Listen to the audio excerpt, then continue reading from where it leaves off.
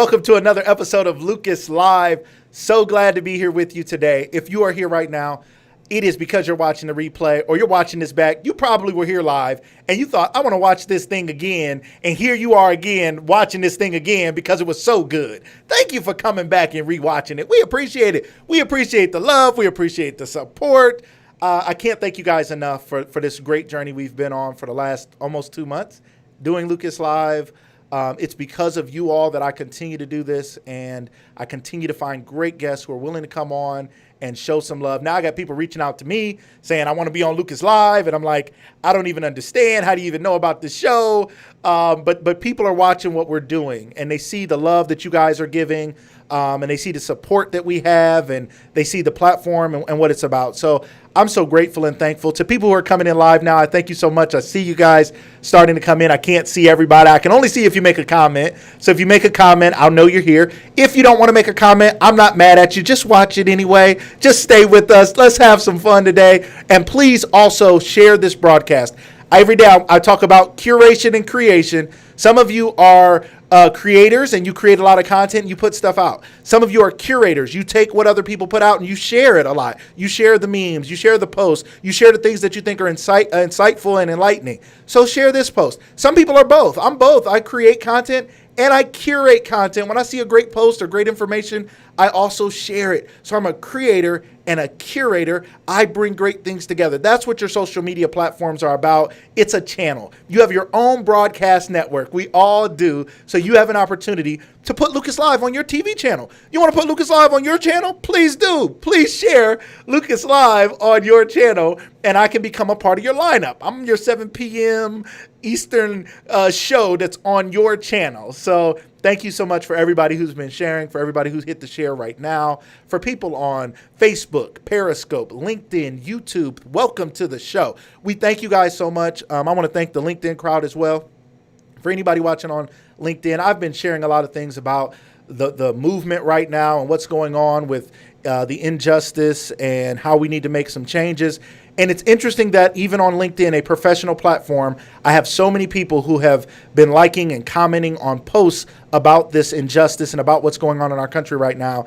And I know that LinkedIn is not the most comfortable place to do that because your employer might see it or your business partners might see it, and you may see it as something negative or they may see it as something negative. But the fact that so many of you are showing so much love is really making a big statement. People want to know what they can do. Well, one thing you can do is support people who are doing something positive to impact and create change. So thank you all on all platforms who are doing that, especially to the LinkedIn family, to the LinkedIn followers, to the LinkedIn people who are taking a risk in that way, in that you know your business, your coworkers, your bosses may see it, but yet you're still sharing it, yet you're still liking it and commenting. I thank you so much. To everybody everywhere, I see you guys who are jumping in. We really appreciate it. I know our guests who are on today, they also can share the broadcast, so hopefully they'll be able to share it and bring some people into the broadcast. I see you, Ebony, JJ Lilly, Miss Corinne Marie Tendell, my beautiful wife. Thank you so much for being here. Love the Black Hearts. Thank you so much. Black Lives Matter. Black Love. Christina Sanders, thank you so much. I think we're due for a game night. Yes, she said she thinks we're due for a game night. Christina, you're not wrong. It's been like 3 weeks since I've done a virtual game night, and we had all kinds of fun on virtual game night, and we acted up and we laughed, and I'm going to have to do a She Wins. I know She Wins does some virtual game nights, but I'm going to have to holler at Andromeda. Andromeda, if you aren't here yet, I don't know, but let's do a virtual game night together, and let's invite in some of the ladies from the She Wins to ask some of the questions and participate. I can facilitate. We can make it happen. So let's make that happen. Natalie, thank you so much for joining us again. Such a wonderful guest yesterday. It was so exciting having you. Sharice Grantham, thank you so much for always being here. We really appreciate all of your support for the show. Andromeda said, let's do it. So it's about to go down. The Lucas Live Meet She Wins game night. Ladies and gentlemen, keep your eyes open. Watch out for the post. It's coming soon. We're going to have some fun. You think I'm loud and crazy right now. Wait till we get to game night and I get to acting up. So we're going to have some fun. It's going to be a lot of fun. I want to shout out some businesses because a part of, I think, this movement that we're all talking about and what's going on right now, I think it's so important for us to realize that something we can do. A lot of people, white and black, are like, what do I do? How can I help? One of the ways we can help is by supporting black business. Okay, support black business. That's a huge thing you can do. You can do that today. You are buying a lot of stuff on Amazon. Some of y'all got an Amazon problem, and we're gonna put together a 12-step program, and we'll play it out on here for you, because some of y'all got Amazon boxes. The Amazon truck pull up to your house more than the mailman. What's up with that? Huh? How come the mailman can pull up and the mailman got to wait, or the mailwoman got to wait for the Amazon truck to pull off because you got some Amazon problems? I know you got problems, because I got problems, ladies and gentlemen. I know what's going on out here. All right, but why can't we support black businesses? You can do that on Amazon, right? You can look up black authors and creators and other things, absolutely. But you can also go to their websites and other places to support their businesses. If you are a black business owner and you are here in the comments right now, I want you to put your website link, your hashtag, your name, your what am I trying to say? Your handles, your Twitter handles, your Instagrams. You see, I'm struggling to say all the stuff that I want you to do. I want us to support you, whatever you're doing out there, because it's so important that we support each other. Now, I'm not saying only black businesses matter, ladies and gentlemen. All businesses matter. No, black businesses matter, because if you want to impact black communities and you want to give opportunities, and we want to take a stride forward for the disenfranchised who have been put aside in our society for so long, that's economic empowerment. That's where it's at. For all the people out there, black or white, who have said black people take advantage of the system and they want to sit around on welfare. Well, if you think that's the case, and you see all these black business owners out here who are posting their stuff, SheWinsSociety.com, BookEbony.com, people are throwing it in the comments, support them. Stop talking about what they're not doing and show some love, show some support, and you won't be worried about that, okay? They'll be putting more money into the tax system than they're ever taking out, okay? So let's make sure we have it. www.releasethequeeninu.com. Natalie Lewis, shout out to Natalie. And I want to shout out my friend Chris Downing.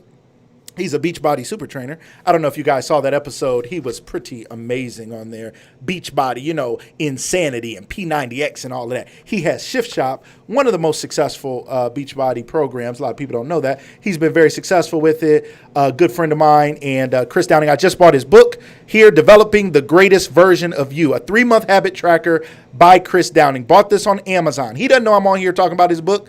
He's somewhere busy. He don't know I'm on here doing it, but I support that man, okay? I support his black business, okay? So that's how we do it. It was $20 or something, and I had a lot of fun supporting him, and I'm going to keep doing it. Check out CorinneMarie.com/create. Check her out. She's doing some pretty cool things. I like her a lot. That girl is something else. I have a crush on Corinne Tyndale. Don't tell nobody. Don't tell my wife that I got this thing for CorinneMarie.com. Corinne Tyndale. Shout out to my wife. Keisha Lucas. ShopKMarie.com. Shout out to Keisha Lucas, my cousin. Thank you so much for sharing that. Let's support these businesses. PowerCoupleClothing.com. My wife and I also check me out. Wait, I got some books too, but this is I always show you guys this one. This is my written on copy of my book, The Man Manual: 10 Steps to Better Understanding Your Man, forward by Stefan Labossiere. Make sure you check that out. That's available on Amazon. Make sure you go get that. That book, if you want to know something about some men, you want to know how to open a man up, how to put him together, assemble him, how to get him out the box.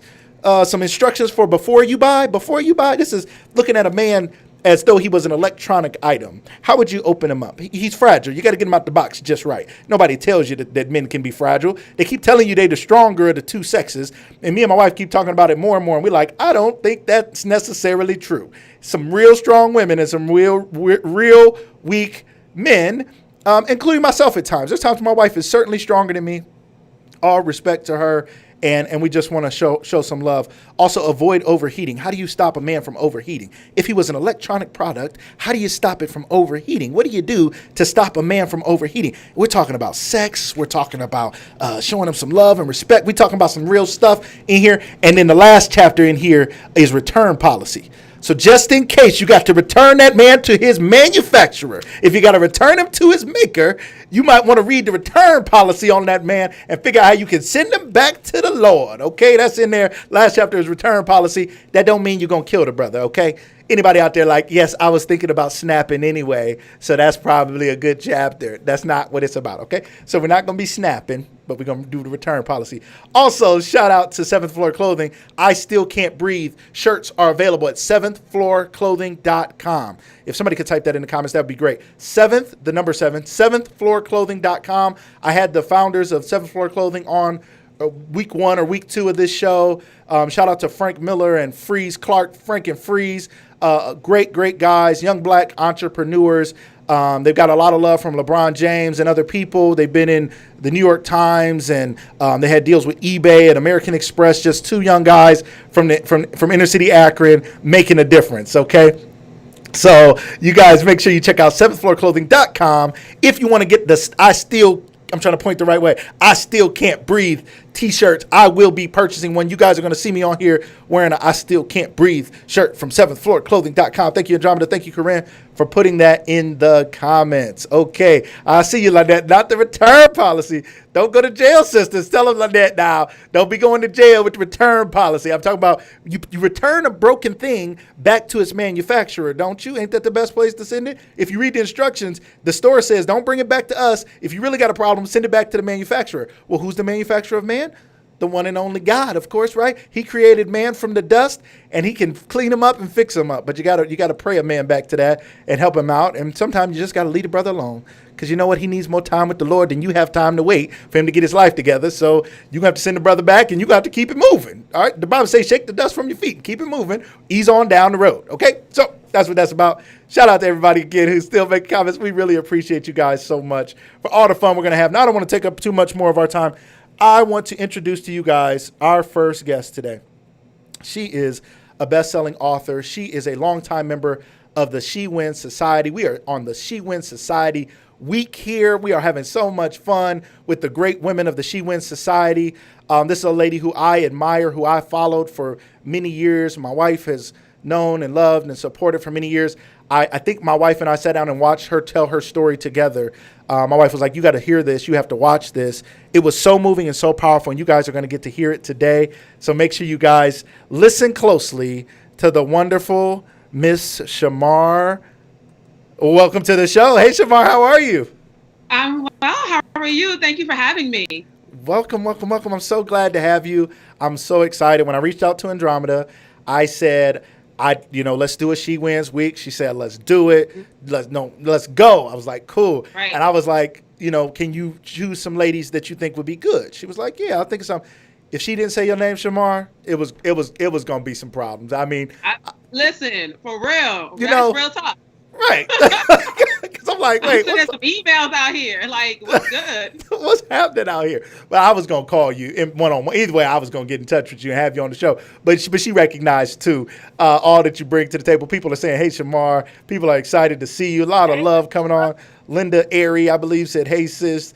Andromeda, Corinne, others are popping lots of love and hearts and smiles and stuff in the comments. People love you. That's awesome. My people right there. Love y'all. A lot of love. So, Chamar, let's start by telling everybody a little bit about who you are and what you do. Let's start with your business now and what you have going on now. Okay. So if y'all don't know, I am Chamar Latanya.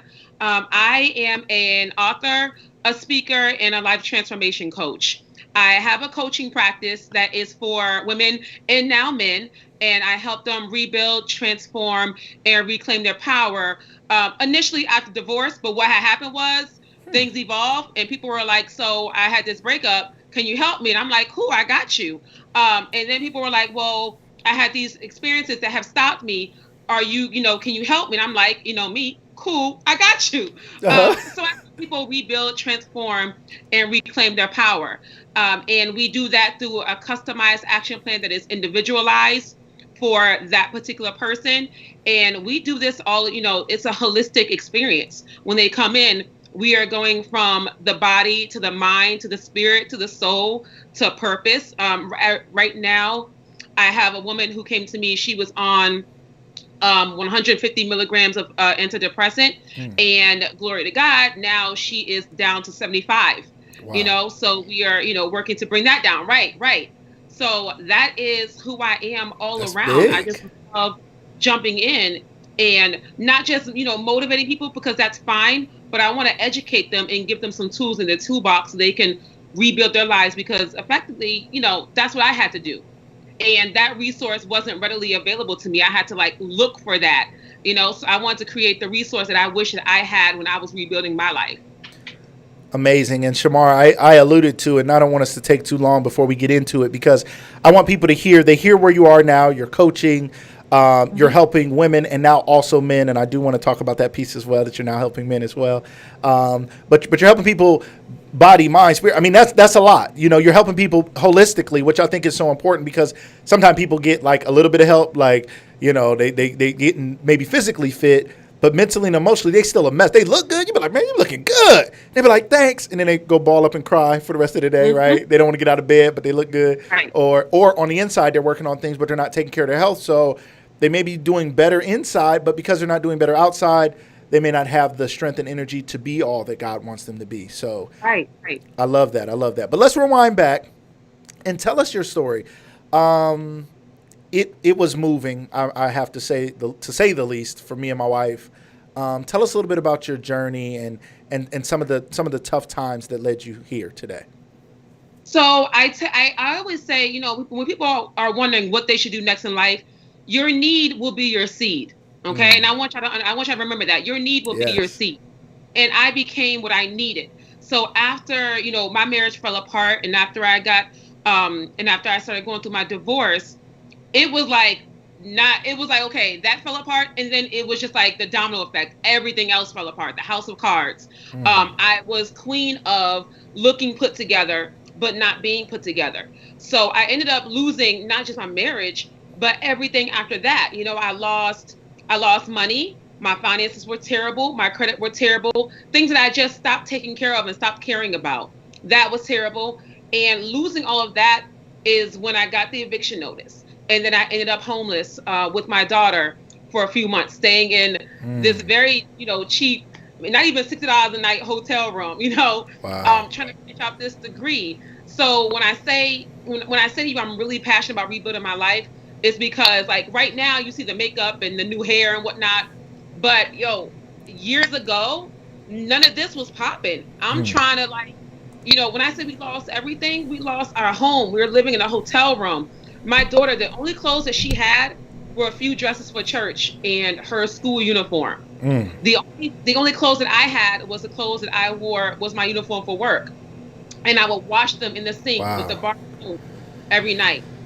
Most nights I didn't eat. You know, my daughter I relied on the school to give her breakfast and lunch, and I would, you know, keep together money for the dollar menu. And there was a McDonald's right next door. If you're in Connecticut, you know the little cheap motel that I'm talking about. That's usually a motel where they run drugs out of and do other things. And there was a McDonald's, and I would great place to raise your daughter, I'm guessing. Exactly. Yeah. So I would go get her, you know, something off the dollar menu, and I would just tell her, "Oh, mommy ate already," you know, and that would, as long as she ate. And then speaking of that, now I also have to try and coach my daughter on what to say and not to say when she gets to school, so no one takes her, so she doesn't end up in DCF custody. You know, so it was the darkest, most stressful period of my life. But in that hotel room, this is why I get so passionate. In that, I will never forget this. In that little motel room, I was finishing up a degree. Like I'm at the front desk being bougie, like, so y'all Wi-Fi working or not? Do you guys have a printing station here, please? I need a business center. I like get this thing turned in. All right. And on the wall, I put up some poster boards, and I just started writing out a plan. Like, we're not about to do this. Y'all know me. Who you see right now, this is me. I can't be living like this. Like, we're just not about to do this. Wait, I love that. Hold on. Chamar, well put together, makeup done, hair good. You got yourself together. You were in the motel, not looking so, the things weren't quite right. But inside, you felt like you were like, wait, I'm supposed to be doing this. I'm supposed to be looking like this. I'm not really looking. You were looking like what you had been through at the time, basically. It sounds for like. Sure. And I'm like, this is not me. This is not ever who I have been. Right. So in that moment, it was like, okay, I can't wait for it to happen. I have to really make it happen. So I sat there with that poster board on the wall, and my daughter was sleeping, and I just started writing things out. This is where we're going to have this hallelujah moment. This is what I need. This is the money I need to be making. This is what I need to happen for me out of life. And I did all of that. I got hired. I was being looked at. No matter what I was going through, I maintained my presence online, just keeping things together.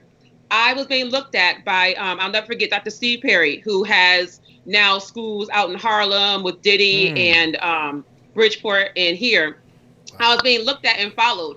And I got a message from him and he said, "Hey, can you come to the school for an interview?" And I'm like, "Sure." I'm going to that interview, runs all up in my stockings. Let me put the runs to the back, Oh, you Lord. know, and let me try and cover everything up. I'm a back into the office and you can't see Okay, the room. you moonwalking in so nobody Yeah, I'm know. talking to you, but I'm a back in. Okay, Um, okay. but I had it, but I had everything together. I had my resume together. It was a conversation. In my mind, I'm like, "Oh, you about to hire me. You just don't know it yet, but I'm Right, gonna make it so you hire me." right. And so right then and there on the spot, he offers me a position which was dramatically more, and it was to help build an elementary school. So I got hired. I got hired. I got my hire letter July 1st. I got approved for an apartment July 2nd. I moved into that apartment July 4th. It's a year-round school. I started working July 5th. Wow. Like life turned around in a week. But it was that grind of I'm there every day. I don't know what's going to happen from this, but I'm putting in the work, you Mm. know. And then it was just once I got there, the next step was, okay, where do I want to go from here? You know what I mean? And so I stayed there. I learned. I helped build this school, and I learned and I grew in leadership. And the next thing I know, it's like, okay, I wonder if I can. I always want to be a writer. I wonder if I can do this on the side. Mm. And that's how I met Andromeda. I was a blogger for her at first, and she told me to try back in January. And if y'all don't know me by now, I don't play no games. I don't knock on the door. I like kick the door down. So if you tell me to come back, I'm coming back, girl. Yes. So I came. She told me to come back in January. I did, and I went from being a blogger to the first editor in chief of the blog.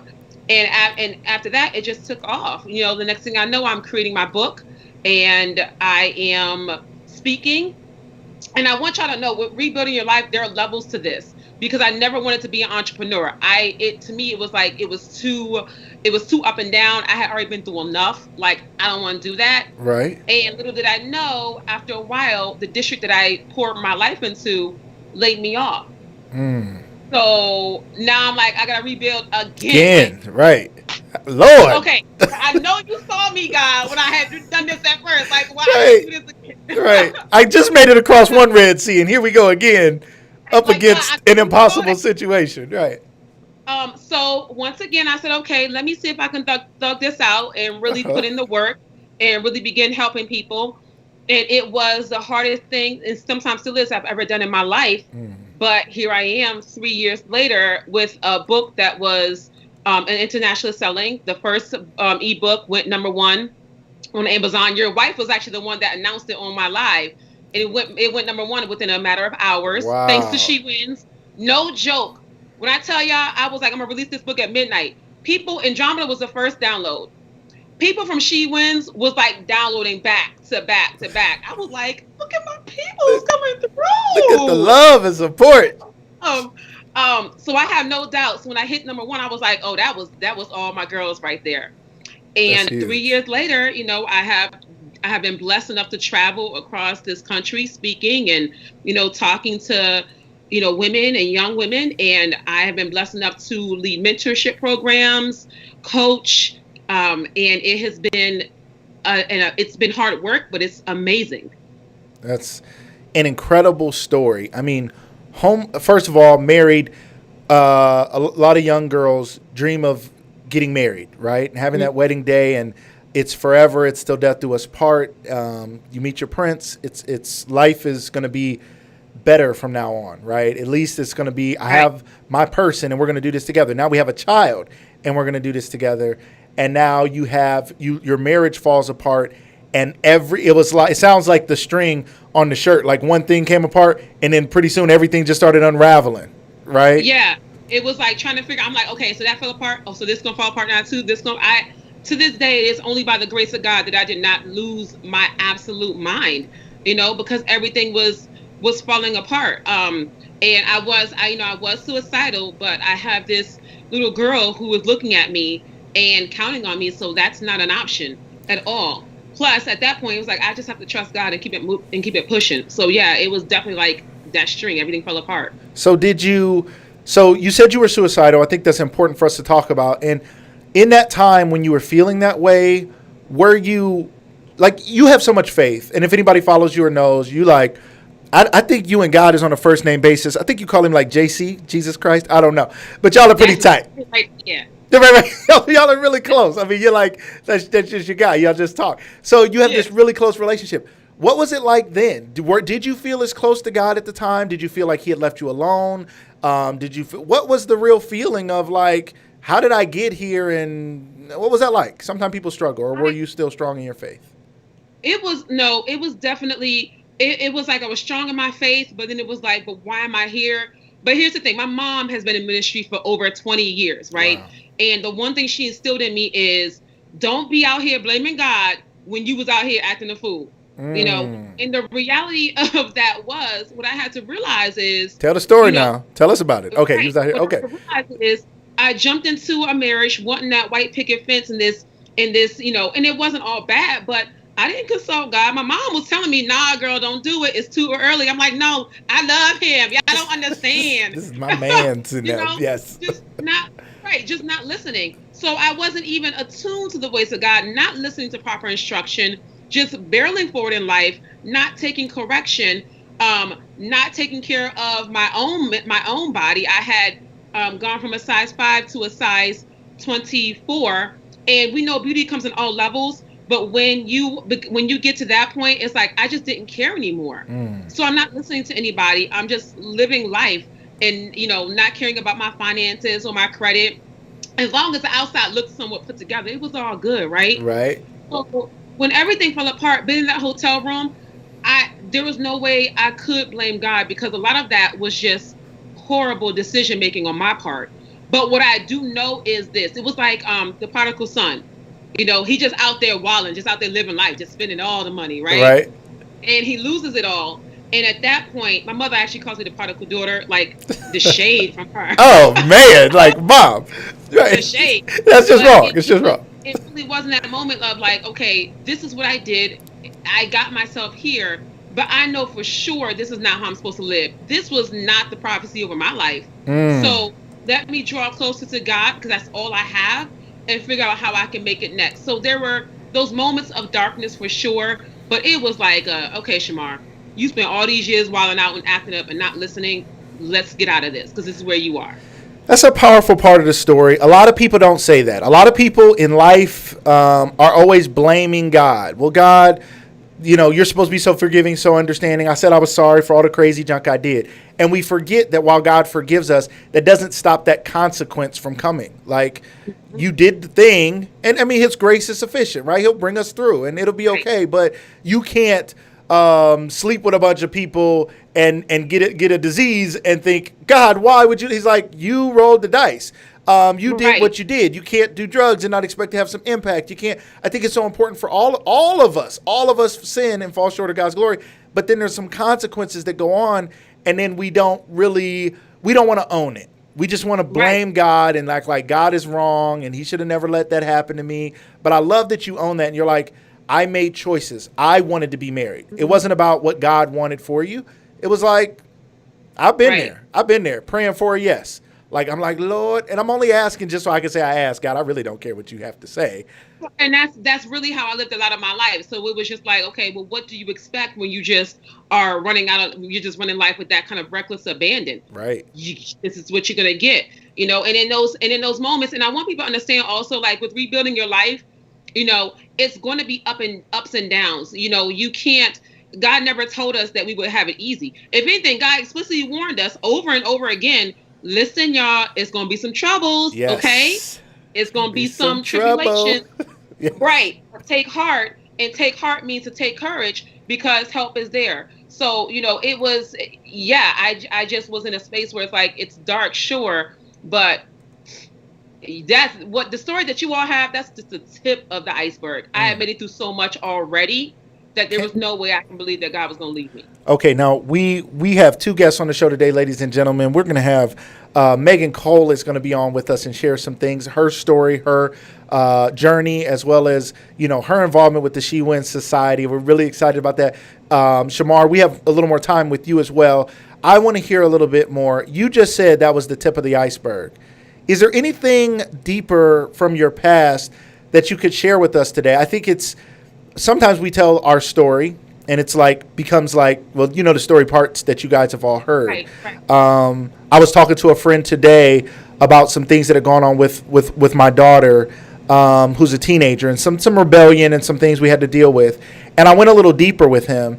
And he was shocked because he literally just went through it last week. And I didn't know. And I didn't even know I was telling him all of this because everybody didn't know all of this stuff. But he needed to hear that. Sometimes there's something a little deeper that people need to hear. Is there anything deeper that you'd want to share with our audience today that may resonate with someone? Oh, for sure. Because y'all, if you also know me, I have like no shame. I'm not scared of judgment. I already told Lucas I live in the I wish you would woods. So I'm never really afraid of any kind of backlash. You would say something about my life. Yeah. But I always, when people read my bio, and I'm like, oh my goodness, between being educated and doing all these things, I would, going back to being a rebellious preacher's kid, not wanting to go into ministry, not wanting to have to do anything to do with the ministry. I struggled with alcoholism at 15, starting at 15. The first time I was drunk, that I remember, I was in homeroom, and I had to go to the nurse's office to sleep it off. And after that, it was just I'm this teenage girl going to the bus stop, putting, Tanqueray in the Pepsi bottle, and it's not even 8 o'clock in the morning. So, there was that, and then being a teen runaway for 3 days. I was that. Now we can laugh about it, but I was literally on the milk carton thing, on the pole, on the little this child. Wow. And during that time, I always tell young girls, you have to choose what you're going to do, because if you out here thinking you grown, you're going to be forced to do a lot of things that you just don't want to do. And for the first time ever, I co-authored a book that's getting ready to be released. And I talked about being raped when I did run away for those 3 days. Wow. The worst. And even now, my heart kind of quickens, because it's something that I had buried for years. But what I'm learning is, the more I unlock my story, the more I put that out there, the more it unlocks it for everybody else. You're going to liberate somebody. I need everyone to understand, you see Chamar 10.0. Yes. Okay? Right. She definitely upgraded. But, that's what I mean when I say to you, being in that hotel room, I could have broken, but I have made it through alcoholism. I have made it through being a teen runaway and not being killed on the streets. Certainly having guns pulled out on me, a brutal rape that I never ever said anything about. So at this point, when you say that me and God are that's my daddy, there's not anything I don't think that I can make it through because of what I've already made it through. Wow. Chamar. So that is so powerful. As you guys know, the theme of Lucas Live is education, motivation, liberation. We want to teach you something. We want to motivate you to do something. We want to set you free from whatever it is that's holding you back. Somebody has gone through something like this. So many women have been molested and raped that it's staggering, and many more than once. And they're living with those secrets, and they're struggling, and they don't know how to find their voice. They don't know what to say. They don't know what to do. The fact that you found your voice and are able to share that is so impactful and so powerful. I know it's setting somebody free right now. Somebody is going to get off this broadcast and think, can I share this? Can I open this up? Can I use it to help somebody else? How can it set somebody else free? I appreciate this so much. I want to ask you one more question before we get to our next guest. I'd love for you to talk to us a little bit now about why are you now helping men? Obviously, some men have hurt you, right? So from being raped to, a divorce, you've been hurt by men, and you've had such this powerful helping women slay and change their lives in all these ways, right? And now you share with me today that you're now shifting to also helping men. A lot of women aren't doing that. Why shift to helping men as well? Well, to be honest with you, I didn't shift to it. It chose me. Wow. I had someone, he didn't even bother to he didn't even, ask. He just sent the money in. He just sent the money in for a month of coaching. I'm like, Well, I sorry. This What you want lady's me to name do? is Steve. Like, yeah, I was like, huh? And when I spoke with him, and we do know of each other, so he knows me Sure. personally. He knows what I do and whatnot. So it wasn't someone that was a stranger. Um, and he was like, I think that you are the person that helped me get unstuck. I have dropped the ball on so many things in my life, and I'm ready to really grab hold of life and go forward. And I watch you do it, and I watch you be brave enough to do it, and I think that you are the person that helped me. I in my mind, I wanted to push him off to other men because I feel like men connect to men, more. But there was a refusal like I want you to be the person to help me. Yeah. And I had gotten messages from men before for years asking me if I help men. I was like, no, you should go see this person. You should go see that person. And there are times where I still will do that, Sure. as it's somebody wanted me to work with a teen boy. And out the gate, I'm like, this guy can help him much better than I can. Sure. I did not know what it was to be a teen boy. So I will still do that. But when I was talking with him, I realized, and maybe that was my own forgiveness, that, we men go through a lot of the same emotions that we go through. They're just conditioned, and you can, correct me if I'm wrong, but conditioned to handle it differently. Absolutely. Women will, we'll call our girlfriends, grab the wine and the popcorn and talk it all out. Men are more conditioned to work. Yes. And to work through it. And so for him to want to get to the point where he wanted to talk things out and be accountable and take hold of that, listen, if that's who God presents me with, that's what I'm going to do. So regardless of what I've been through, on top of having an absent father, regardless of what I've been through, and this is the maturity talking. So I think I thank God that God waited years for me to meet men to help. Regardless of what I've been through, the mission is the mission.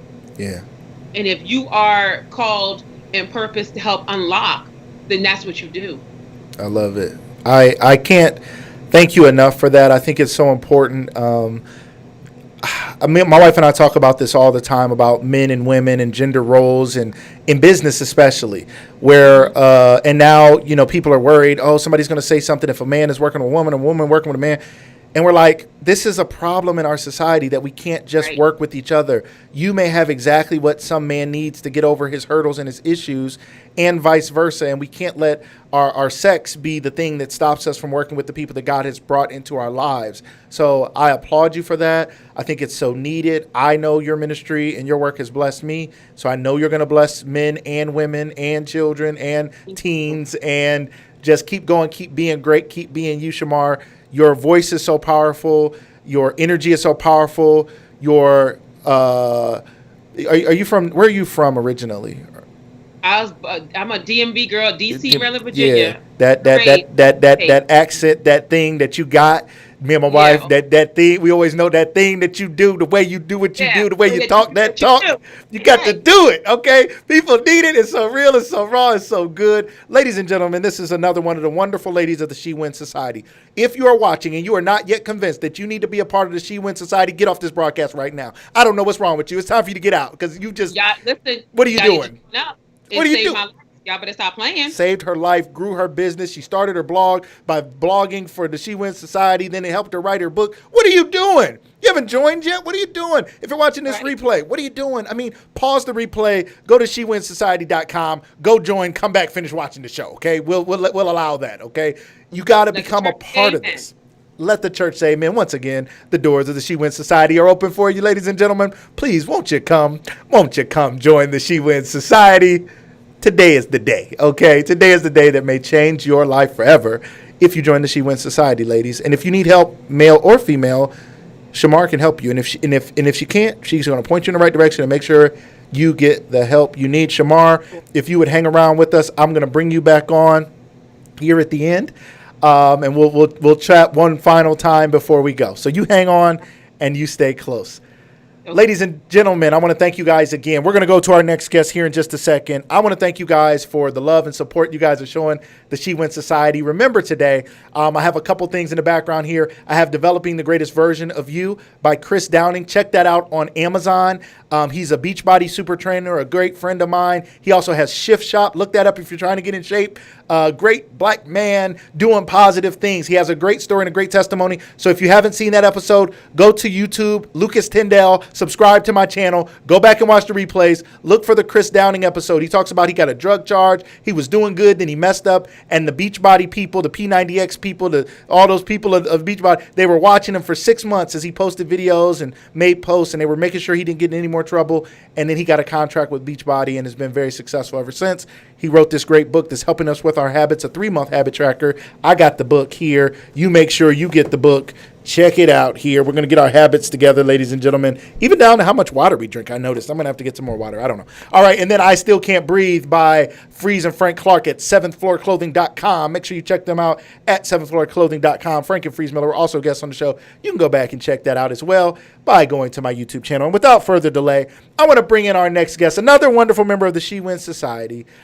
She was a foster youth, and she went from being a foster child to a CEO. I want to welcome to the show Miss Meighan Cole. Wait a minute. I looked for her, and she's gone. Where did Miss Meighan Cole go? See, I said Miss Meighan Cole. I went to pull her up, and I don't know. Maybe she dropped off the line. I don't know what happened to Miss Meighan Cole, but we're going to try to get her back. Y'all see how I pulled it up?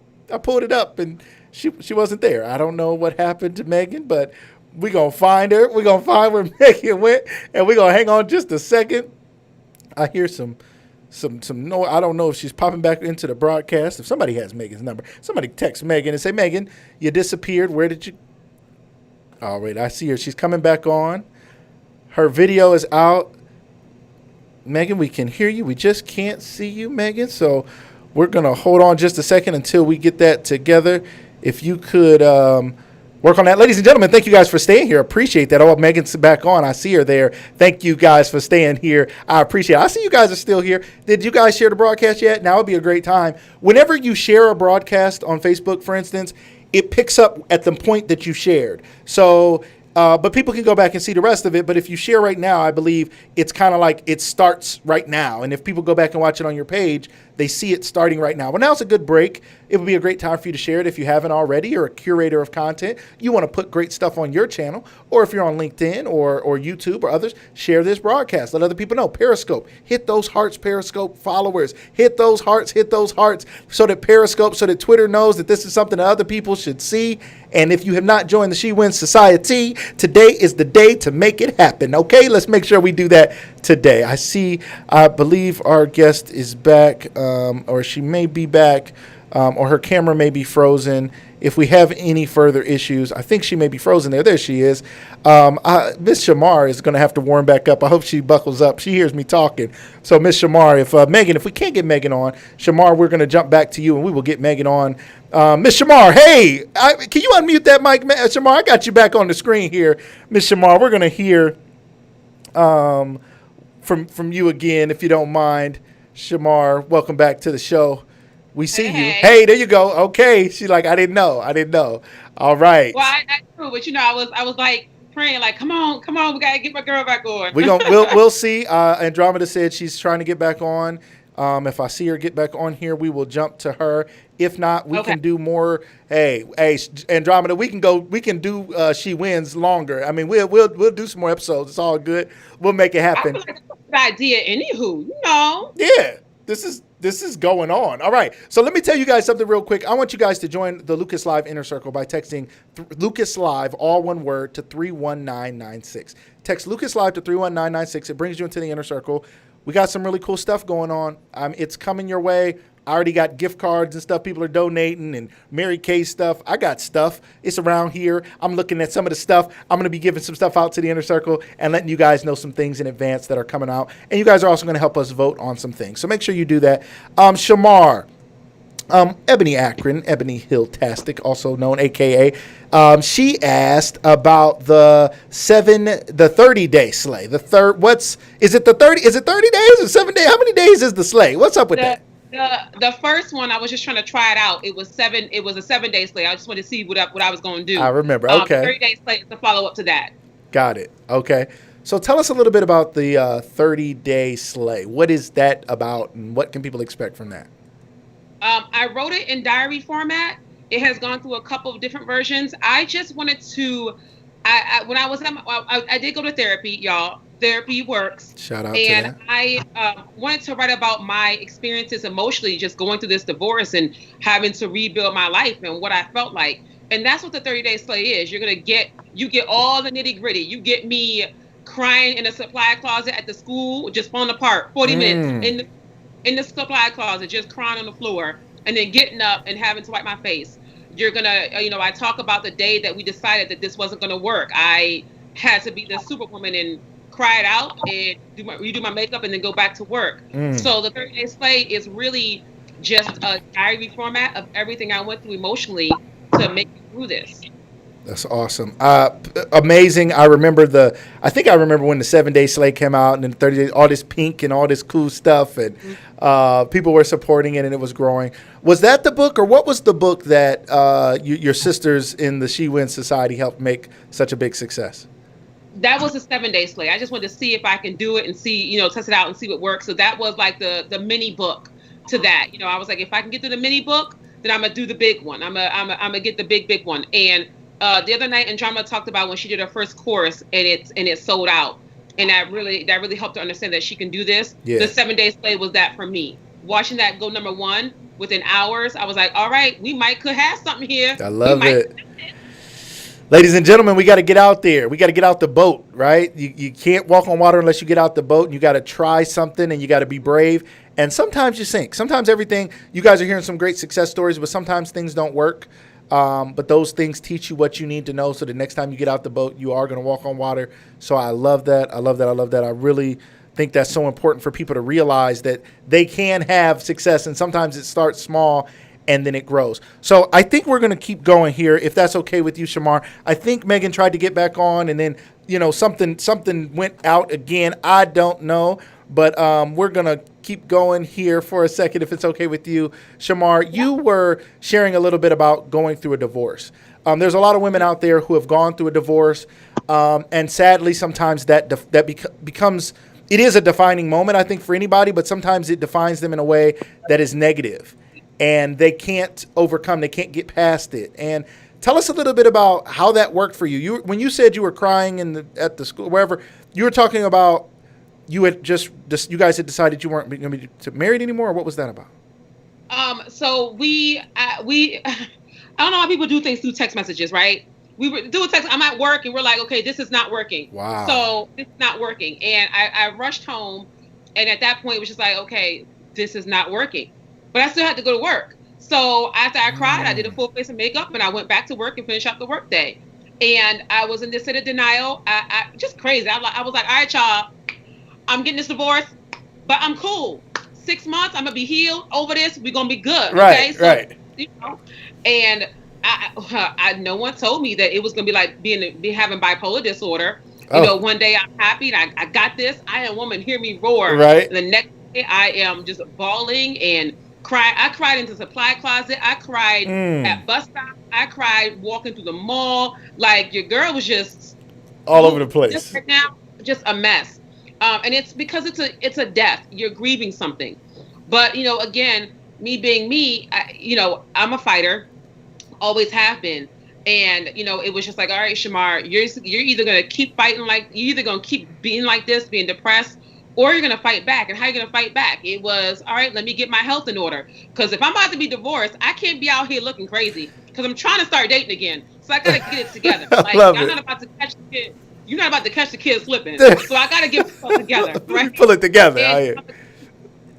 But then I realized, I was like, but you know what? If you don't get it together mentally, you'll keep choosing the same men and making the same mistakes. So I went to my therapist and I said to her, yo, I'm not about to be on your couch crying, and you got 6 months to fix me, and then I got things to do. Got to go. 6 months to a year, and I realized that I had my own things, and I contributed to the downfall of my marriage big time as well. Coming in there with baggage that I didn't want to handle. So that whole process of you have to. I always say this: your divorce is either going to be your death certificate or your birth announcement. And for me, it ended up being my birth announcement. Like, if I'm going to lose everything, I'm coming back with everything I want to do, for sure. Yes. That is amazing. Ebony said that's a word for sure. It's either your death certificate or your birth announcement. when you go through a divorce. And we had a Christian divorce attorney on here a couple weeks ago. It was, she was so transparent. She talked about her 2 divorces, and she's an attorney who helps other people with divorces, and she was raised in the church, and she talked about breaking that stigma. So as a child of a preacher, of growing up in the church, Chamar, you can't go through a divorce and then be used by God, because you have a permanent stain now on you, and you have to walk around with a scarlet letter, right? Can you help people understand that, sadly, if they've gone through a divorce, can they be used by God? What does that look like? Help us out. Let me tell you. Let me take out of church right quick, because I know my word. Okay? All right. In the New Testament, when Jesus was at the well and he was talking to the woman at the well, I want y'all to do y'all research on the woman at the well. The woman at the well was out here wilding also, okay? So when she was talking to Jesus, Jesus was telling her life, and he was like, oh, you've had plenty of husbands. As a matter of fact, the one you got now ain't yours. Woo. So he read her right there, right? But after, reading her right quick, okay, Jesus gave her that living water, which was him. And she was so taken aback and so astonished that she went and told the whole town about a man named Jesus that could tell her life and was the living water. That wasn't just a run and tell that. She evangelized a town. So when people say to me, oh, God can't use you, says who, baby? Because that's not what God told me in the word.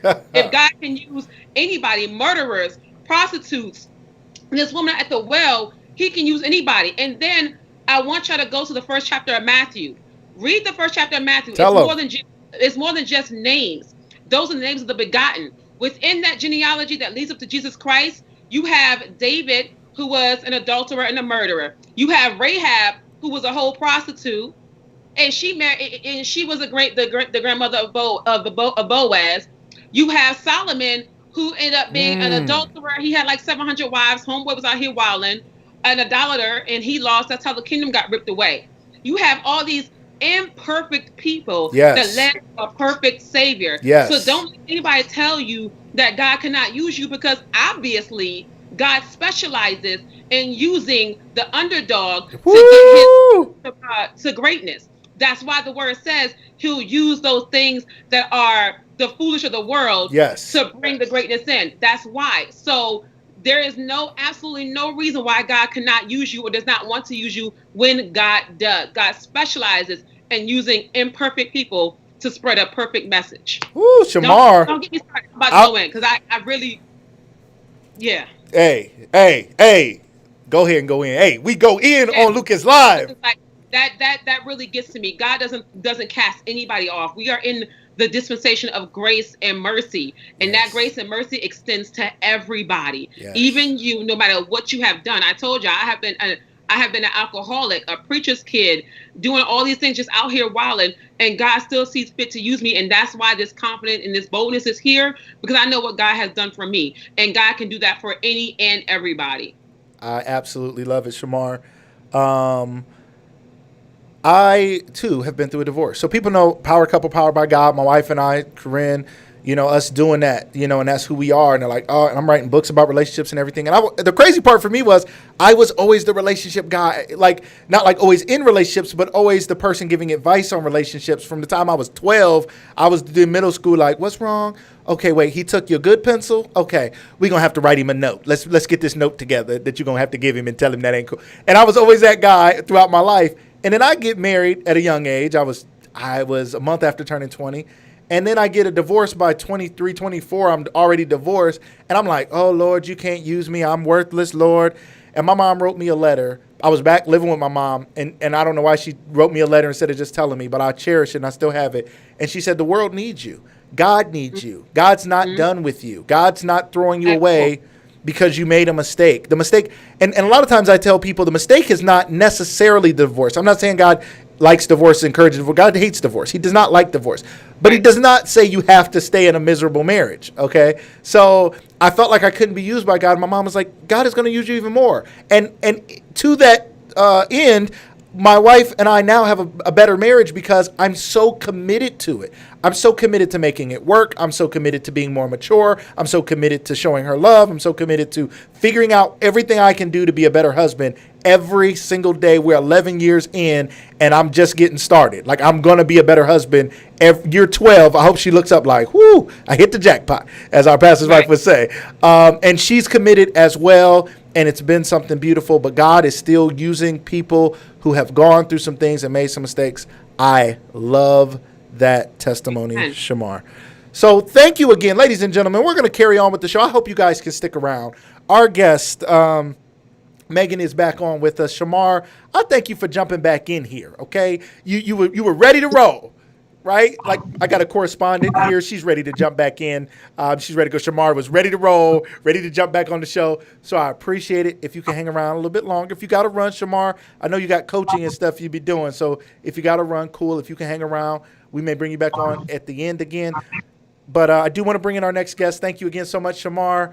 You're welcome. Thank you. So here we have Miss Meighan Cole is back in the house. She is, sometimes the computers and the phones like to do stupid stuff because that's just what they like to do sometimes. But we are flexible here on Lucas Live. And ladies and gentlemen, I appreciate you guys staying with us and hanging out. And I'm going to bring her on now, and she's going to share her story and her business. Welcome to the show, Miss Meighan Cole. Meighan, welcome to the show.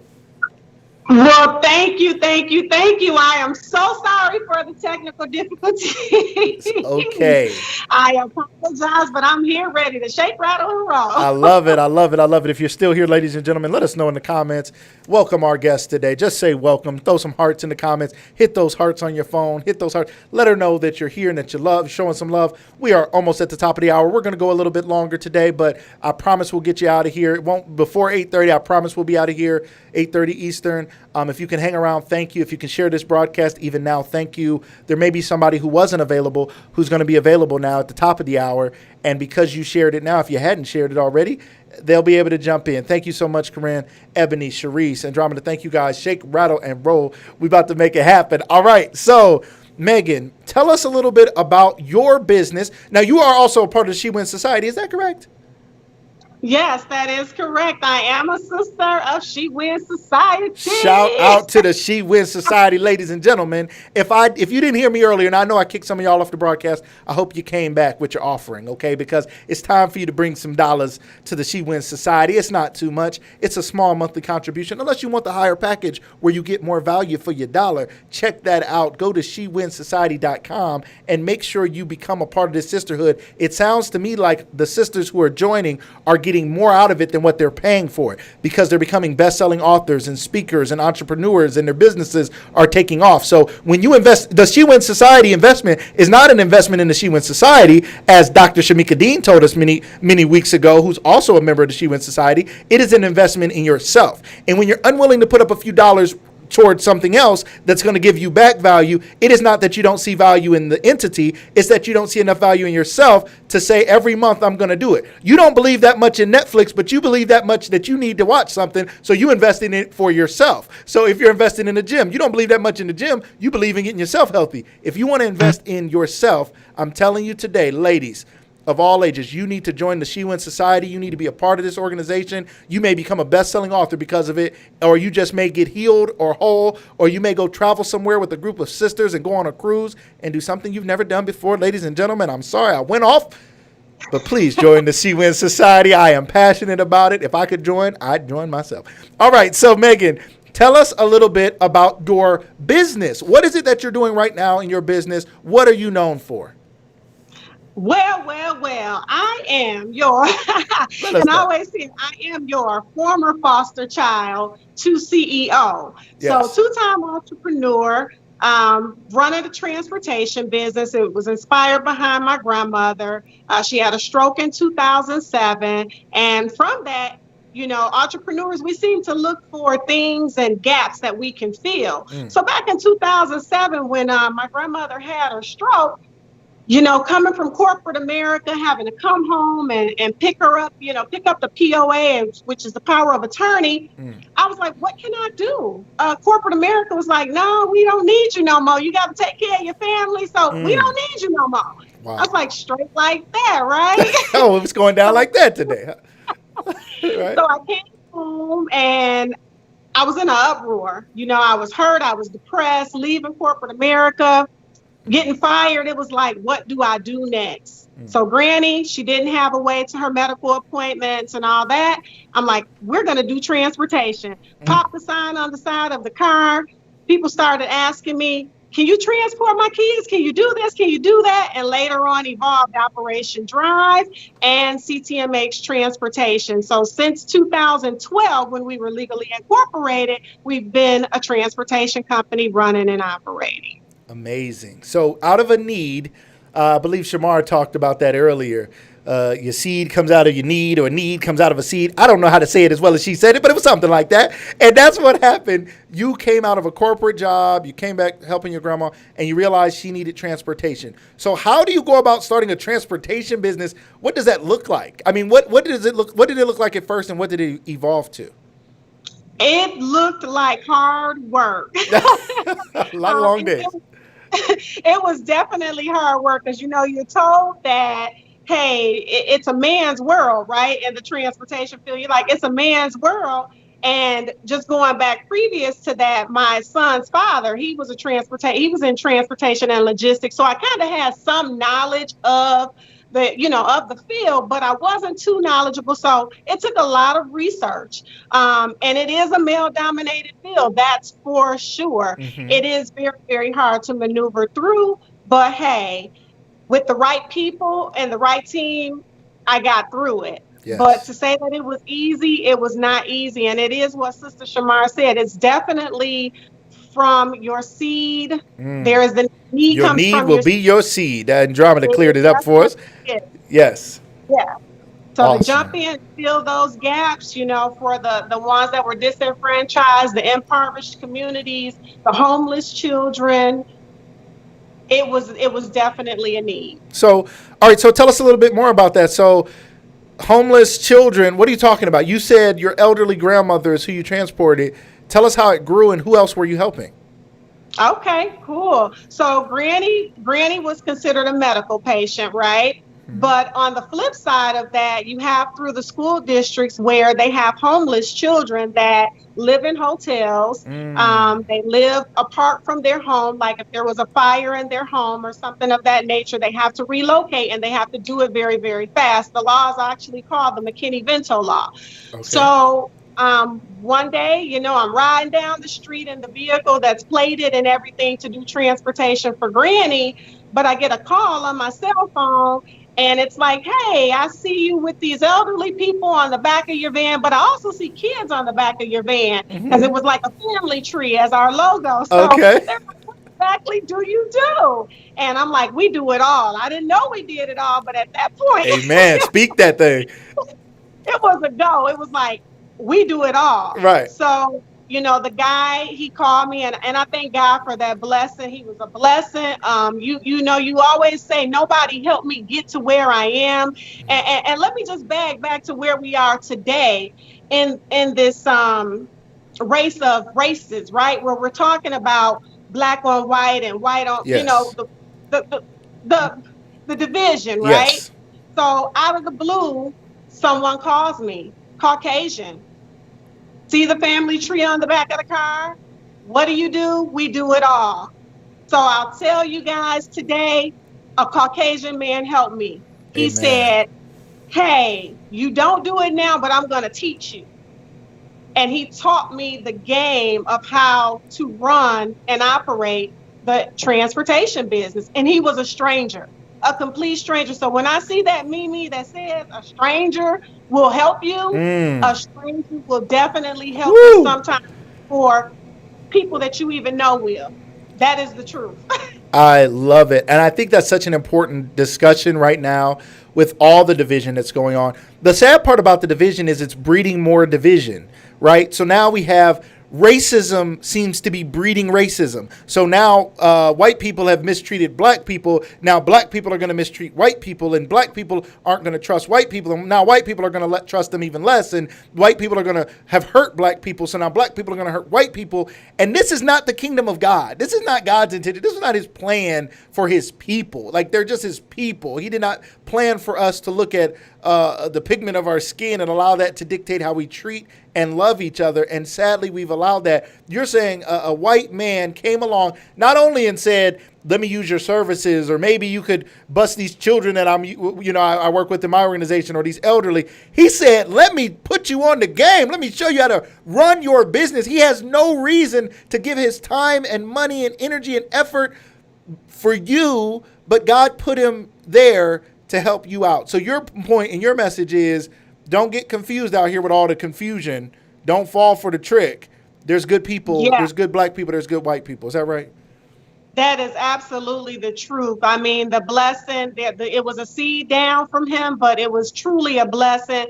Do not let the division that's shown cloud our judgment right now, because it's definitely not the case. It's not 100% facts. Yes. You know, without us going deep in it, it is not the case. Not everybody is like that. And I can say he stayed with me until I understood the business.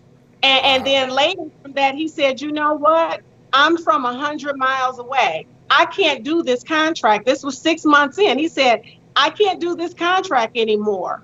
So, because I can't do this contract anymore, you've shown me your work ethic. Now, do you want to buy this contract?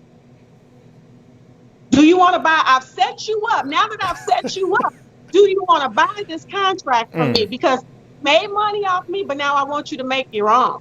Wow. God. And Look. that's how we get to the, yeah. That's amazing. That is so powerful. I want to take a minute to thank everybody again who's here watching. Andromeda, for your continued support and putting this together. I want to thank you. Shamika Dean, Dr. Dean jumped in the room. Thank you so much for being here with us. To her She Wins SWS, She Wins Society Sisters. She's shouting y'all out. She called me LL Cool Tyndale out here because she's seeing me rap and flow a little bit. You know what I mean? So me and Shamika, she knows I could drop some bars, but I try not to. You know what I mean? Because I don't want to, I don't want anybody to get, scared of my lyrics. But anyway, shout out to Tyler Thatcher, one of our just day ones. I mean, Tyler Thatcher, and I love Tyler Thatcher because he puts hashtag more to do. Every time he posts something for Lucas Live, he says more to do, because this show started after my mom passed away, and my mom, she didn't want to pass because she said, I feel like I just have more to do. And so when she did pass, I said, I'm going to do more. I have more to do. If she had more to do, she certainly put it in me to do more. So I have more to do, and that's where this show came from. So shout out to our to Dr. Dean, to Tyler Thatcher, who jumped in here, to Ebony Corinth, everybody who's still on here. Thank you guys so much who are still making comments. If you're just watching now and maybe you went out for a walk, but you still got us in your ear, just keep nodding at your family and friends. They'll think you're listening to them, but you're listening to us. We appreciate you. We appreciate that. So let's talk about a little bit more. So tell us a little bit more. Your business, you want to bring some awareness about foster care and the foster care system as well. You were not only a foster care, a child of the foster care system, you also became a foster parent. Is that right? Tell us a little bit about that. That is correct. That is correct. Actually, in 2007, when my grandmother had her stroke, I was away on a girlfriend's trip. I was in Jamaica, and I got that phone call after getting off the cruise. Hey, something's wrong with Granny. And I'm like, oh my God. Now, mind you, I'm going to go back. I had just relocated not even a year before that to Ohio. So, Old Town. I'm from Ohio. We in Ohio right now. What's up? Okay. Ohio in the house. All right. Yes, Ohio in the house. Right. So I relocated to Dublin, Ohio. Okay. Me and my son and my little right cousin. Outside of Columbus. Yeah, right. Columbus. Yep. There you go. Yeah. Came there, setting ground to buy a house, and got a big relocation package in corporate America. It was like, this is the dream. Look, I got the raise, and the cost of living in Ohio was good, like real low. Oh yeah. It's nice out here. Right. We got $20 mansions out here in Ohio. Come on out to Ohio. You get your mansion for $20 and a bus pass. Yes. I'm like, okay, so, I'm making this money. I can buy my first house. I'm getting ready to get me and my son's life together. Mm-hmm. So, nevertheless, to say Granny, she had her stroke in 2007. I got that call. I was Granny's baby. I'm her oldest baby. And I got that call, and they were like, hey, Granny had a stroke after I got off my cruise. And I was like, no. How bad was it? You know, all those questions run through your mind. And I'm like, how bad was it? And it was bad. So I had to make some alterations to come back to Illinois. Over time, it took me about a year to get back to Illinois, but I had to, you know, lay the groundwork. And my grandmother, she actually had custody of my little brother, Davion. So when I came back, we placed Granny at home. It didn't work because she had 3 strokes back to back, which paralyzed her. So we immediately had to find care. It was either bring her to Ohio or let her stay in Illinois. Family really wasn't with letting her leave, you know, going to Ohio. We didn't have anybody there. So I ultimately had to make the decision to bring me and my son back to, you know, back to Illinois. And after doing that, you know, Granny had Davion. It was like, now what's going to happen with my brother? So I let him stay with a couple family members. It didn't work out. Being where I'm from, you know, you can get in a lot of trouble. I was like, I can't let him live like that. I can't. I just couldn't do it. So I came back home, got Granny situated, took custody of my little brother. And I tell you something, Sho, when I took custody of my little brother, maybe about not even 2 months later, where my grandmother and all my family lived on that block, there was a little boy sitting playing his video game that got shot and killed in the house right next door to where my aunt lived, where my brother was staying. So I say that to say I'm happy I came home, and I said the selfish side of me said, no, stay in corporate America, don't come back, don't do this. But God said, come home and I'm gonna bless you if you do what's right. And that's what happened. Amen. His blessings just fell. Amen. Ladies and gentlemen, if you guys didn't catch that, she had an opportunity in corporate America, making good money, moved to Ohio, got the job, about to build the house, about to have it all.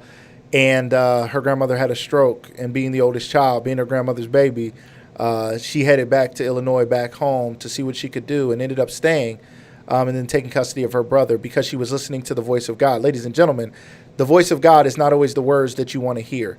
We're often listening to God, listening for God to confirm what we already want, but we don't always want what he wants for us.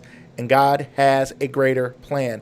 Our brains aren't big enough to wrap around the plans that God has for us. And so often we want to just do what we want to do, and we miss out on the call of God. And then we live a life that's not what he wanted, and we wonder what went wrong. So I applaud you.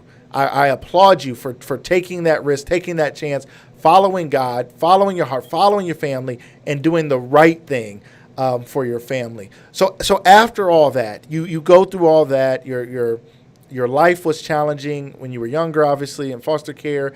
You go through that. And now, even more today, what is it that you want to do? Now, you talked to me a little bit earlier about empowering foster kids and in your journey as a serial entrepreneur, you said. Tell us a little bit about your desire to empower foster youth and then how you became a serial entrepreneur. Okay. Well, the serial entrepreneur came from just... Now, you wasn't making cereal, right? You ain't talking about cream of wheat and whatnot and Cinnamon Toast Crunch. She's a serial killer, a serial entrepreneur. It really came from having too many ideas, right? And, you know, you can have too many ideas and then you don't walk them all out. So you end up setting things to the side. So that's kind of what happened in my journey. I kind of thought of something, brought it to life, set it to the side because the transportation was just moving so fast. So I'm like, okay, but that's it. So I started many things and I didn't finish. But when COVID came, it was like, I need to get this mission done. It's on my heart. I want to empower foster kids. I don't want to see not another foster kid go through moving from home to home, not having clothes, not having the proper store to shop in, not having the proper resources. Because I think I told you too, Lucas, when people see me, they're like, oh my God, you used to be a foster kid. Right. And in my mind, I'm like, what the heck? What does that look like?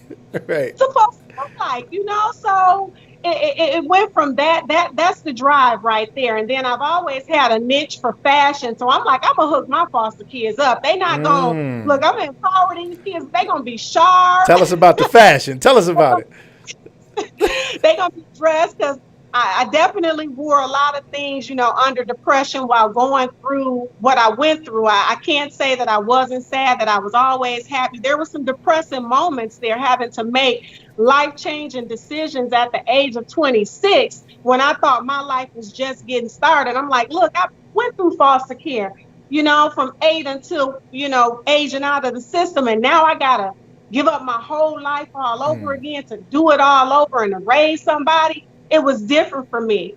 But as I continued to live and press into the blessings that God had given me through my brother coming to be with me, I'm like, I got to do something for more foster kids. Yes. And I wrote this vision probably about 6-7 years ago that I was going to do a store. Okay. I didn't know how I was going to do it, what I was going to do, who the resources were going to come from. But I thank God for several people in my life today, like Sister Andromeda, Soul Sister. That You got the gift, girl. Now just walk it out. And then Korean, talking to your wife at the last retreat. Oh my God, that intimate sisterly bonding was do what you gotta do to get it out because it's needed, Meighan. And I'm one that I will sit on it. I was sitting on my gift, and now is the time to move forward. So Thrift Shop Save Revivify is all about reviving the foster kids, their foster families, because it's not just the foster kids that's impacted. Sometimes it's the family. I'm not going to paint a bad picture of foster care because it's not all bad. Right. But what happened to me was I was that foster kid that was homeless, living pillar to post. And a lot of that came from me being a tattletale. Yeah, because you wasn't going to just treat me any kind of way in the system either, and I not tell on you. Hey. Speak so out. Yeah, you on with the big mouth, and that's I know that's where my boldness and my confidence outside of my grandmother, my grandfather, and all the people in my life instilling that in me. That boldness came from people trying to do you wrong in the system as well. So my thought process was not another foster kid should have to go through that. I know I'm not going to get all the foster kids, but if I can get 1%, that's fine. To dress them, to give them clothes, to give them suitcases instead of garbage bags, to move from home to home, because that's a serious thing now. Over 430 some, I don't know if it's million or thousand, but 430,000 some kids are living out of their garbage bag. That is so important for us to realize as we look for causes and things to give to and support. There are so many foster youth. My wife, shout out to my wife, who was also a foster youth. Her and I have had a lot of opportunities to work with foster kids and teach them various things about independent living. And so has Ebony Akron, Ebony Hill, who's here on the show today. She also has done that. And our hearts go out. And I love that you took action. It wasn't just my heart goes out, I have sympathy for them, I feel bad. You were like, I'm going to build a business to help support them. I'm going to do something to make a difference. And you launched out there and you started making it happen. And now it's going. I love it. I think it's something that's so important. Andromeda put in the comments, thriftshopsave.com. Is that correct? Thriftshopsave.com. Yes, thank you. Awesome. Now, what if somebody wants to donate? Is it possible for somebody to give? Say I want to make a donation so that you can serve more youth. Is there a way? Is there a Cash App? Is there a PayPal? Is there something on the website that maybe we could reach out to you and give a donation to this? Yes, the Cash App is Operation Drive NFP.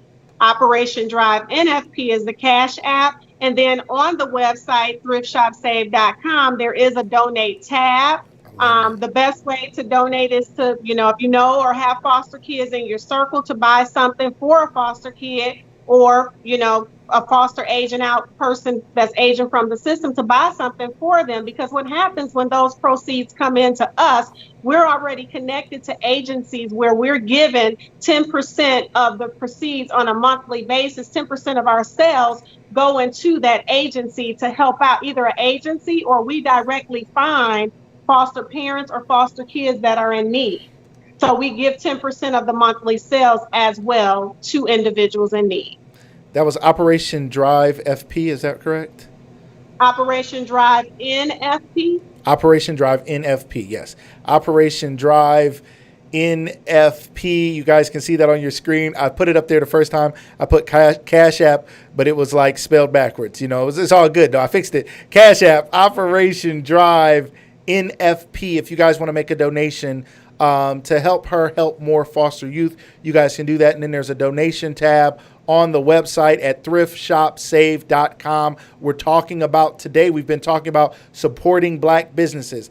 Not that all businesses don't matter, but that we want to support black businesses because that's a part of the economic empowerment. That's a part of the system. That's the least we can do to help support so many of us who have been not given the opportunities that we should have been given in our country, right, for so long. So please, everybody, check that out. The Andromeda is dropping it in the comments so you guys can see it there as well. Make sure you consider making a donation. And ladies and gentlemen, again, if you have not joined the She Wins Society, we want to ask you to go ahead and take that chance to invest in yourself today and join the She Wins Society. So just tell us again right now, if somebody wants to connect with you and learn more, where are some of the other ways they can connect with you? How can they find you on social media? How can they stay involved and stay connected to what you have going on? And Chamar, we're going to bring Chamar back on here in just a second as well, so we can close down and talk a little bit more about the She Wins Society. But if you don't mind telling us a little bit more here, Meighan, how can people get a hold of you? Definitely, yes. They can find me on Meighan Cole, my name, Meighan Cole, on Facebook. And on Instagram, we are Thrift Shop Save on Instagram as well. So Thrift Shop Save is on Instagram. My regular name is on Facebook. And then they're invited over to the Thrift Shop Save page on Facebook. That's where they can find us on Facebook. Awesome. Thank you so much. We're so glad we got through the technical difficulties and we got you on here. We thank you for sharing your story, sharing your business. I appreciate your support of this show, and I'm going to continue to support the She Wins Society. So you guys let me know if you have new stuff coming out, you have things going on. We want to be talking about it here on Lucas Live. So thank you so much. And I want to welcome back our first guest as well. We're going to have them all on here now. Here we go. We got everybody's back here. Miss Chamar, welcome back to the show. Hey. Thank you guys so much. I would just like you guys to end here. And Meighan, we'll start with you. Can you just make a little pitch to the person out there who's considering joining the She Wins Society? They may be watching this by replay. They may be watching it a year from now. And they're like, I've heard a little bit about that organization, but I wasn't sure. And then they found this on YouTube, and now they're excited about it, but they don't know if they want to take that step. Can you tell them a little more about the impact on your life of the She Wins Society? Definitely. Well, just like you said, you're on YouTube, you're looking for something, and it's like, boom, I found this. So I was going through a thing where I felt like I needed support, and I needed sisterly support.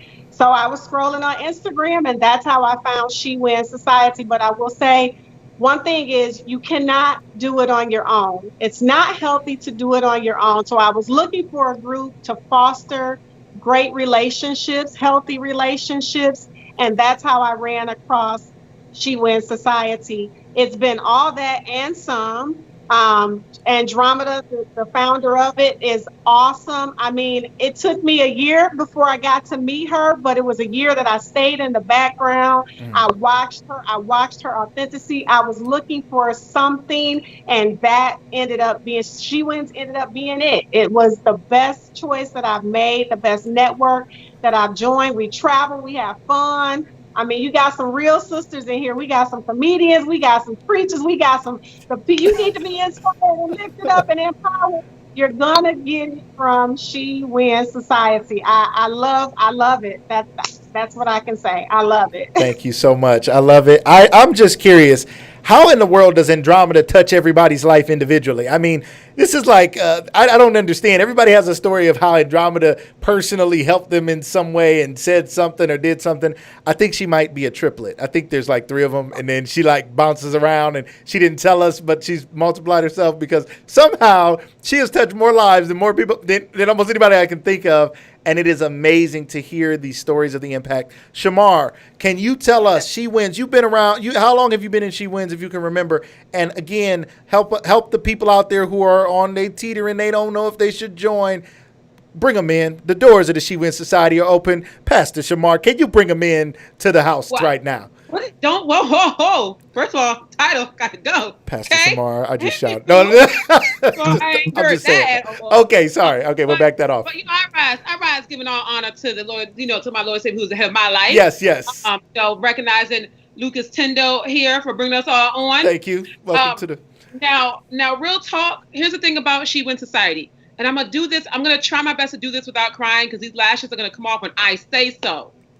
But I have been with She Wins when it was Women by Choice from the beginning, when Andromeda was just beginning. Okay, I was going through my divorce, and I just needed some positivity. I needed to be reminded that I'm still a woman to keep my head up. And I was scrolling, and I saw some of her posts, and I'm like, yes, this is me. I can connect to this. And I started following. And then, like I said, she was looking for bloggers. I'm like, I can get back into writing again. Andromeda took a chance on me when she didn't have to. I didn't have a portfolio. All I had was one little submission. I didn't have a portfolio. She took a chance on me. And, and I thank God for that. But then not only did she take a chance on me, she took it a step further. She saw my consistency and she said, hey, would you mind being the editor-in-chief of her blog?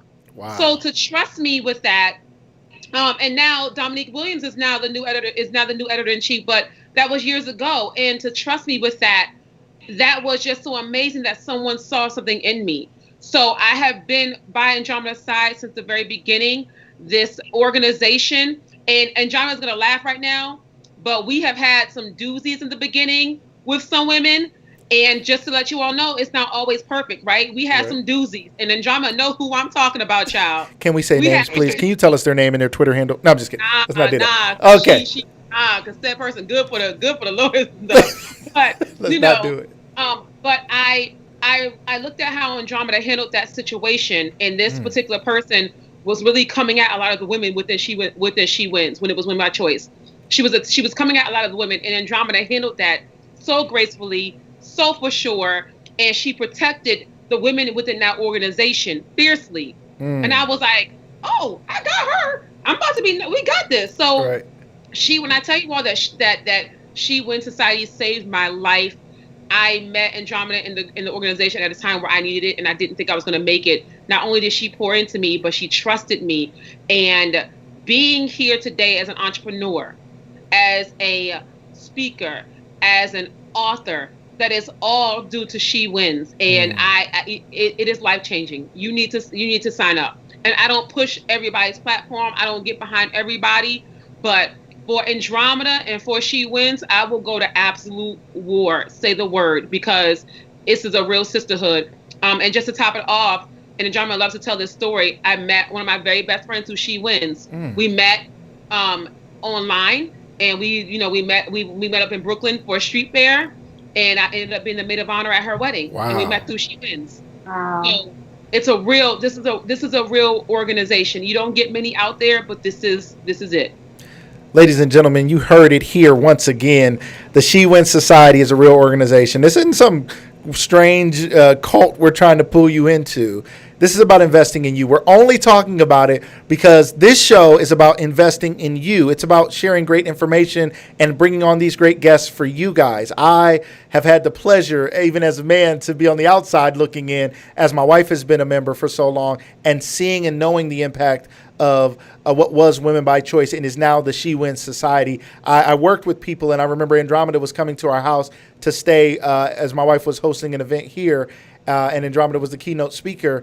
And I remember telling people that Andromeda was at my house, and I was just saying it kind of like, yeah, you might have heard of. And people were acting like I had a celebrity at my house. So I was like, I better go home and treat her real nice because I didn't know she was such a celebrity.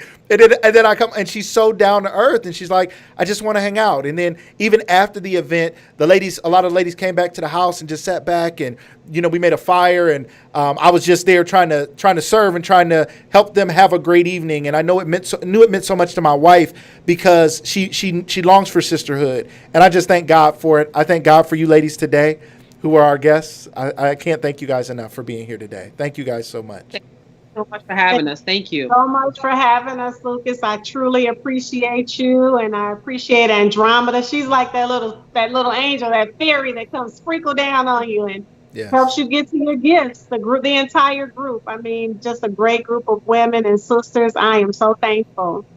Thank you guys so much. And to Andromeda, thank you again for supporting this week here on Lucas Live. It's the first time I've ever, I know the show is only a few months old, but to have a full week dedicated to one organization and the firepower that you have, the ladies that you're bringing on, it's just incredible. I mean, and then now we have nights with two guests, and I can't even keep up, and each guest could have had their own night because they all have such dynamic stories and such dynamic businesses. And I wanted to say ministries because these businesses are bigger than just business. They're actually making a difference in people's lives. So shout out to these ladies. Chamar, I don't know if I ask you, people want to find out where you are. How can they find you? How can they get a hold of you? How can they purchase your products and services? Yep, I dropped in, shout out to my sisters. My website is in the comments, www.chamarlatanya.com. Awesome. It is in the comments. Listen, send me a friend request on Facebook. We can do this. When you do that, though, you're going to get this work. Like, I'm going to be your friend. It's going to be real. Like, when you send that request, I'm going to check it and be your friend. So send me the friend request, Chamar Logan on Facebook. Instagram is Chamar Latanya, same as in the website. And you can follow me there. Drop me a note. I love to be social. And yeah, that's how you can find me. And my books and my products and my coaching program are all on the website. That's home base. Love it, love it, love it. Thank you guys so much. Andromeda, thank you guys.